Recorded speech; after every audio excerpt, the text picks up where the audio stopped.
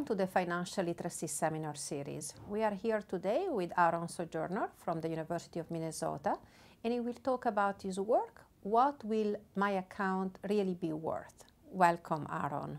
Thank you. In your paper, you discuss about the difficulties that people have in making retirement decisions, and you talk about this exponential growth bias. What do you mean by that? Basically, it just means that people misunderstand how savings are going to accumulate and grow over time. And there's a long line of research by psychologists and economists doing surveys that show people really tend to underestimate how savings will pay off in the future. And in particular, this is because people misunderstand compound interest. They don't really see how it works. They don't have and exponential growth is really sort of surprisingly, shockingly, counterintuitively strong. And people don't have that integrated into their understanding very deeply. So, you know, we all basically understand what it means for something to grow at 5%. From one year to the next. If I have $100 in my savings deposit, then next year I'll have $105. We all get that. The trick is that in the years after that, not only do I get $5 on my original deposit, but I get interest on my interest. And, you know, the next year I get interest on my interest on my interest. And so it accelerates, and the rate, it grows even faster and faster every year. People tend to think about it just grows by the same increment every year. You know, first year I get 5, second year I get 5.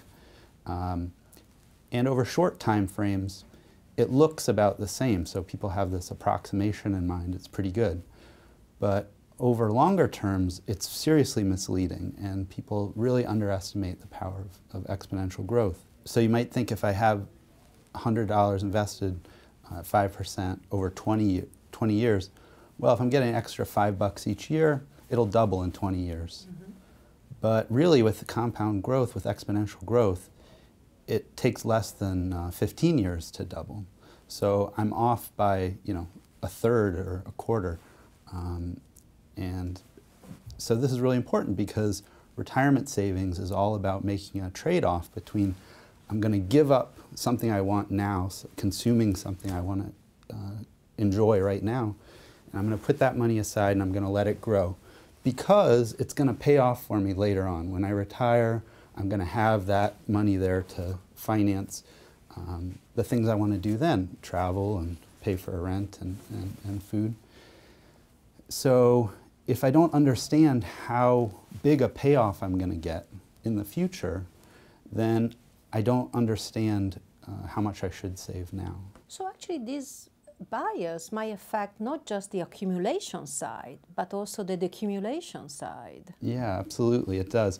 And particularly this is a big deal for retirement planning because, you know, we head into retirement, we expect we have some guaranteed income, maybe from Social Security, maybe from a traditional pension. But we also have this nest egg that we've accumulated, right? And this is going to be the thing that helps us. We're going to live off for the rest of our years, right? Mm-hmm. People tend to think, again, in a linear way, that, you know, if I have $250,000 and I draw down $25,000 every year, it'll last me about 10 years. Well, the good news is it actually will last you a lot longer than that. It'll actually last you like 13 years because of this. Because you get interest on the part that you don't consume right away. So if you're underestimating this, if you have this exponential growth bias, again, you'll sort of underestimate how big the payoff is from saving. So how can we combat this bias? Can you tell me more about the intervention you have designed? And I know that you have done this work with 2 co-authors. Yeah, so this is joint work with my colleague Colleen Manchester at the University of Minnesota and with Gopi Shah Goda, who's at Stanford University. And the project was supported by the U.S. Social Security Administration via the Financial Literacy Center, by the University of Minnesota Carlson School of Management, and by the TIAA-CREF Institute. What we did, though, is we designed a very low-cost, light-touch intervention to help people understand this mapping from current savings to future income.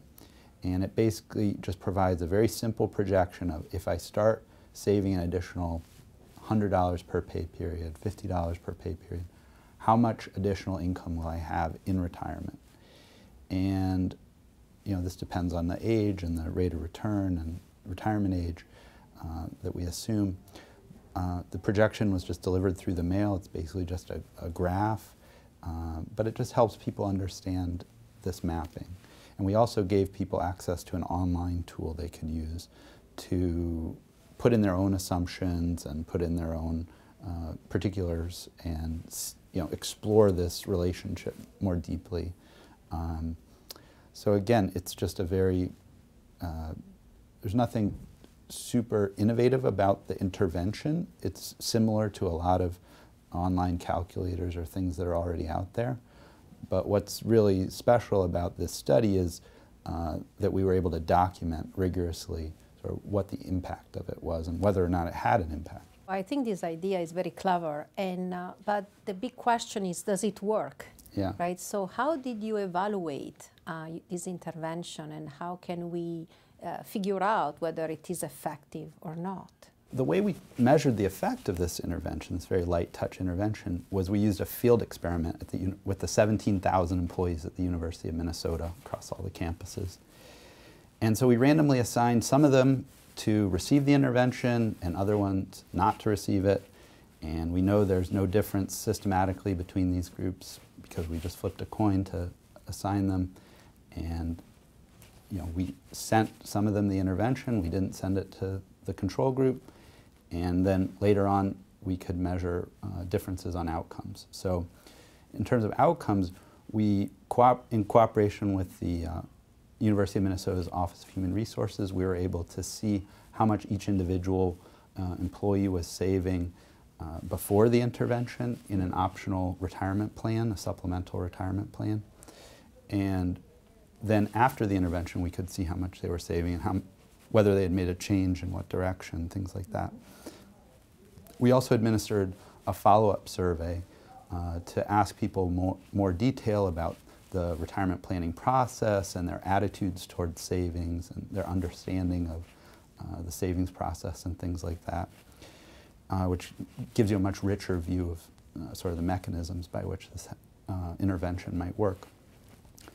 And this is really the first study to document a connection between exponential growth bias and an intervention meant to help people understand it better and real savings behavior. So previous work has worked in the lab and looked at effects on intentions to save, or looked out in the world and seen patterns of behavior that are consistent with this theory, but this is the first experiment where you can actually see a shift in retirement savings behavior from this kind of intervention. In choosing this sample, this setting at the University of Minnesota employees, we kind of stacked the deck against finding an effect of the intervention because this is a much more highly educated group, financially literate group than your average person from the population. There are people who have very high levels of mandatory savings through the employer pension program, and we're just looking at changes in an optional retirement plan on top of that a lot of people don't participate in. So, this was a hard case. And we actually did find some effects. What's the estimate how much people change behavior? And I have to say, it's really important to do field experiment, and in many ways I think you have really affected the behavior of an important group of people at the University of Minnesota. We found that people in the treatment group who got the intervention increased their savings more than people in the control group did who didn't get it. Mm-hmm. And we actually had sort of two other treatment groups that got kind of partial treatments so that we could unpack the mechanisms, what were sort of the active ingredients in the treatment. And they represented sort of intermediate treatments, and their outcomes were sort of intermediate. So it seemed like the whole range of parts of the intervention mattered. In terms of the effect of the full treatment compared to the control group, the people in the treatment group saved on average about $84 per year extra. They increased their savings by that much more than the control group increased its savings. But less than 10% of people made any change in either group. So there was a small increase in the 1% more people did make a change in the treatment group. But if you look at the among those who made a change, people in the treatment group saved an extra more than $1,100 a year more than people in the control group who made a change. So among those people who made a change, it was actually a pretty sizable change. It was just that most people didn't make a change. So at the end, what are the main takeaways from your work? So there are three main takeaways. The first one is that not all people really do understand this mapping between contribution levels and retirement income. If they all understood it, then we wouldn't have seen a treatment effect, and we do. So this is sort of a proof of concept that this is an issue. Helping people understand this mapping is something that can help them make better choices and get closer to their target retirement goals, right? The second thing is this kind of one-off intervention, one mailing. The effects are small. It's a very cheap, light touch, gentle intervention, and it has detectable but not huge effects. So this is not likely to drive a savings revolution in our society, but it can be part of the toolkit for helping people make better decisions and get closer to what they hope to achieve. The last thing is that the details of the projection do matter. So we actually designed the experiment in a way that let us see how sensitive people are to incidental aspects of the projection. So we randomly assigned people to get different assumptions in their projections. So different assumed interest rates, 3 or 5 or 7%, different retirement age, 65 or 67, different sort of contribution increments, additional $50 or $100 or $250, like that. And these incidental aspects of the projections mattered in ways that aren't really consistent with sort of standard economic theory that suggests more behavioral or framing effects. Basically, sort of more optimistic projections led people to save more, make bigger positive changes in their savings on average. So this is important because as financial services companies, some have already started offering these kinds of projections. The U.S. Congress is considering whether to require all of them to do it every year. And companies are interested in widening access to these kinds of information. The specifics matter, and there's potential for abuse because if the projections are too optimistic, unrealistically optimistic, then people might be misled in a way that we don't want. So it's not easy, but with proper attention to these details, I think that it could be a part of a constructive solution. In that respect, what are the recommendations, I would say the policy recommendation from this work as we move to a DC type pension? What does this type of research recommend to policymakers? As you say, there's been a revolution in our pension landscape. People moved away from traditional pensions and towards defined contribution pensions where you get your own personal account, but now you have to make your own decisions about how much to save, where to invest, how much risk to take. And you take the risks. If the market goes down, that's on you now. You're out of luck. People struggle with this. It's a very complex problem to figure out what's the right amount to save. And so I think policymakers should take from this that people need help, and there is room for helping people improve their understanding.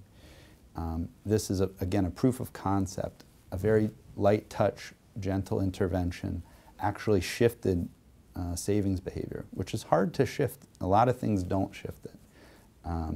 And so there's some best practices. Some of the things that we incorporated in our intervention included sort of giving supporting information about how to make a change, step-by-step guide through the process of navigating this. And so Congress is debating this. Employers are excited about it because it's a way for them to support their employees' retirement goals that's inexpensive. They don't have to match. They just are giving people information. Investment companies are interested because these people actually increase their savings, and so that's more money for the fund managers to manage, and that they enjoy that. So there's a lot of interest in this finding, and again, I think it is a positive finding, and it is a strong evidence that this can play a role, and also some cautionary notes about that the details matter, and there's scope for some abuse and over-promising. Well, I think this is really exciting work, and I really look forward to the seminar. Thank you very much. I'm looking forward to it too. Thank you for having me.